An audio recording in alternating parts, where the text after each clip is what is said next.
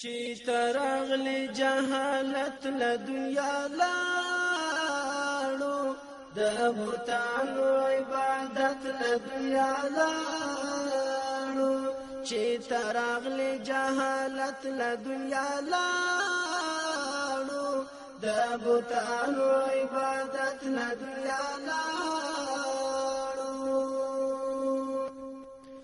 مساګر دې په میدان کې بریالی ده مساګر دې په میدان کې بریالی ده ساحران ټول ملامت له دنیا لاړو د بوتانو عبادت له دنیا لاړو ساحران ټول ملامت له دنیا لاړو د بوتانو عبادت له دنیا لاړو چې ترغلی جهالت له دنیا لاړو د بوتانو عبادت له دنیا لاړو. السلام علیکم ورحمت الله وبرکاتہ. وعلیکم السلام وبرکاتہ. یاد زی د الله تعالی کور او خوار زار پروت بس دا زموږ ستاسو بېغوري ده او څه زموږ ستاسو ناچاري ده. زما کوم مشران او کوم ځوانان چې نن راټول شوي وو څه مشکلات لري دا به له تاسو سره شریکو او په شریکه به یې سره حلو. په دې دنیا خو هر سړی ژوند کوي خو بهترین هغه دنیا ده. راځئ هغې دنیا ته کار وکړو او په ژوند اعتبار په کار نه دی. دا د جامع ماجد دی او خوار زار دی. جناب مولوي صاحب زما تر څنګ ولاړ دی. څه ستونزه لري د دوی د خوله نه به یې واورئ. بسم الله الرحمن الرحیم. دا زمونږ جامع مسجد دی. په دغه علاقه کې نږدې په دغه ګاونډ کې زمونږ بل جامع مسجد موږ نه لرو او موږ د غټې ستونزې سره دا مخې چې موږ ډېر غریب خلک او ډېر ناچاره خلک یو مظلوم خلک په دغه ځای کې سره د مختلفو علاقو نه راجمع شوي استو او په دغه ځای کې موږ سره ژوند تېرو. په دغه مسجد کې که څوک موږ سره صدقه وکړي نو دا صدقه جاریه ده. که هر قسمه کومک موږ سره وکړي فلحال موږ ډېر ضرورت دغه اوبو دپاره لرو. صفا اوبه موږ نه لرو چې موږ دغه مسجد کې د اودسونو دپاره او د څښلو دپاره د دغه اوبو دپاره موږ ته ډېر زیات ضرورت دی. جزاک الله خیر. جناب مولوي صاحب لګیا او خبرې وکړلې ماشاءالله ډېرې ښایسته خبرې. مسجد لرو د اوداسه دپاره اوبه نه لرو. مسجد لرو د څښلو دپاره اوبه نه لرو. مسجد جوړو د آبادۍ دپاره اوبه نه لرو.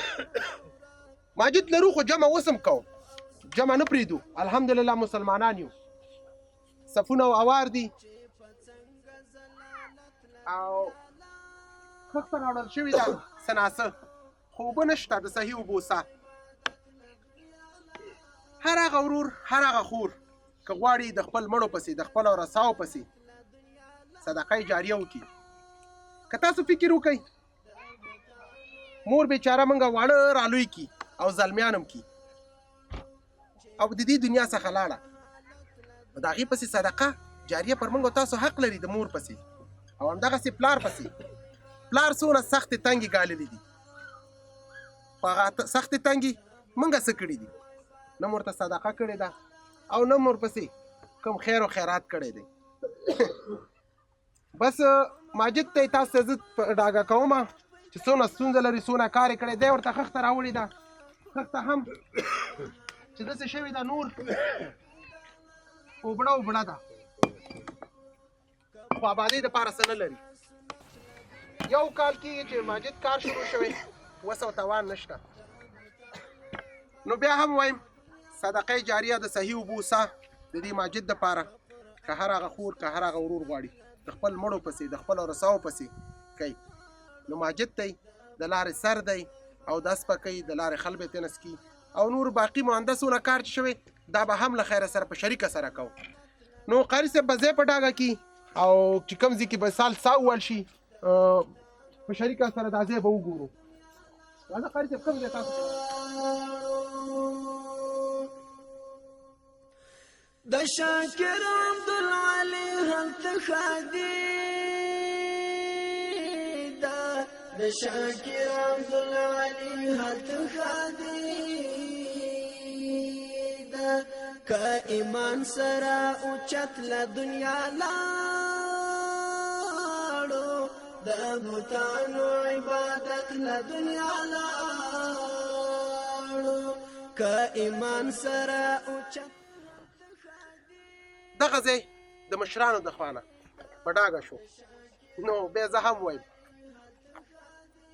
دې کې به هم زما هم ثواب وي چې دې کې منډه ترړه وام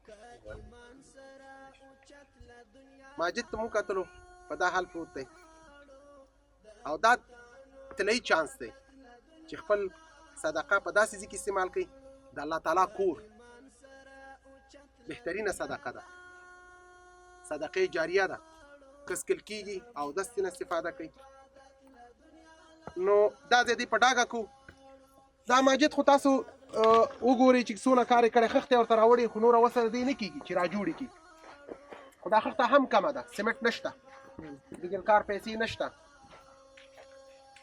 نو دا وه د نن ورځې خپرونه د صحیح اوبو ساه د ماجد ستاسو د مرستو په هیله تر بلې خپرونې ستاسو په درانه خدمت کې حاضرېږم ښه وخت درته غواړم د الله په امان بوتانو عبادت نه دنیا لاړو د بوتانو عبادت نه دنیا